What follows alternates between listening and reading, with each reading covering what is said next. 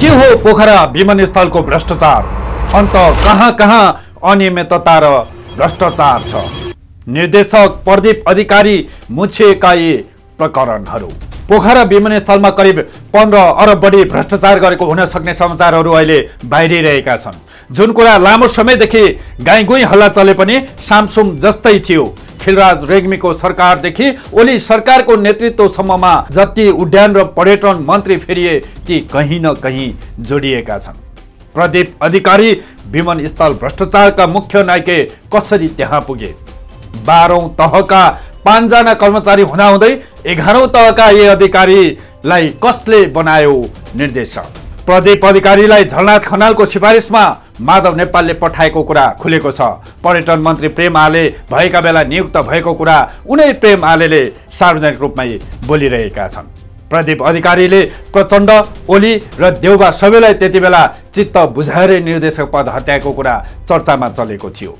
उनी निर्देशक भएपछि काठमाडौँको अन्तर्राष्ट्रिय विमानस्थलदेखि पोखरा र भैरवा विमानस्थलको निर्माणमा समेत अरबौं भ्रष्टाचार भएको कुरा हल्ला उति बेलादेखि नै चलिरहेको थियो।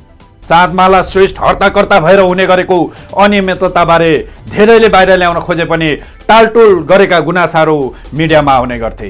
सञ्जीव गौतम, प्रवीण नेउपाने, राजन पोखरेल, बाबुराम पौडेल, राजेन्द्र प्रसाद पौडेल, विनेश मुनाकर्मी समेत यो प्रकरणमा मुछिएका छन्। यति बेला पोखरा विमानस्थल प्रकरणको छानबिन गर्न बनेको उपसमितिले अहिले अख्तियारमा कर्मचारीलाई मात्रै कारबाही गर्ने सिफारिस गरेको कुरा बाहिरिएको छ। राजेन्द्र लिङदेन नेतृत्वको समितिले पनि मन्त्रीहरूलाई भने उन्मुक्ति दिने काम गरेको छ। प्रतिवेदन अझैसम्म पनि औपचारिक रूपमा सरकारलाई बुझाइएको छैन भने अख्तियारले समेत आधिकारिक रूपमा छानबिन गर्न सुरु गरेको छैन। यो बीचमा तथ्य र प्रमाणहरू हराउने ठूलो आशंका गर्न सकिन्छ। प्रधानमन्त्री प्रचण्ड भएका बेला पर्यटन मन्त्री सोधन किराती, पर्यटन मन्त्री प्रेम आलेले माधव नेपालकै दबावमा अधिकारीलाई नियुक्त गरेको आफैले स्वीकारेका छन्। 2066 सालदेखि सुरु भएको अनियमिततामा एयरपोर्टको क्षेत्रफल नै कटानदेखि जग्गा अधिकरणदेखि कमसल सामग्री हाल्नेसम्मका कुरा छन्।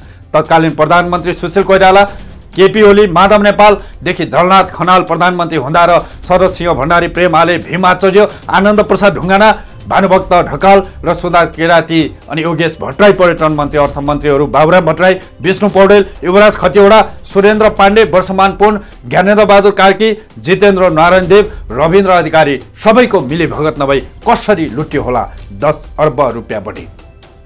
अचम्मको कुरा होइन र? तर यिनीहरू सबैलाई छुट छ।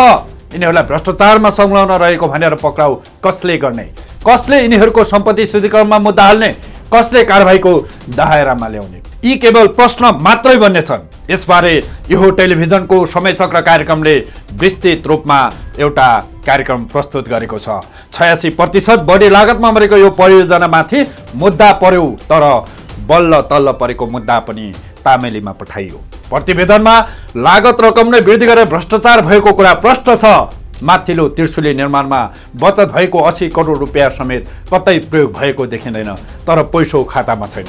कसले कति खाए तर मिलेर 10 अर्ब बढी पोखरा विमानस्थलकै नाममा भ्रष्टाचार गरेका छन्। प्रदीपले आफ्नो लगानी त उठाए होलान्, तर यो प्रकरणले अब आफै उठ्न नसक्ने स्थितिमा छन्।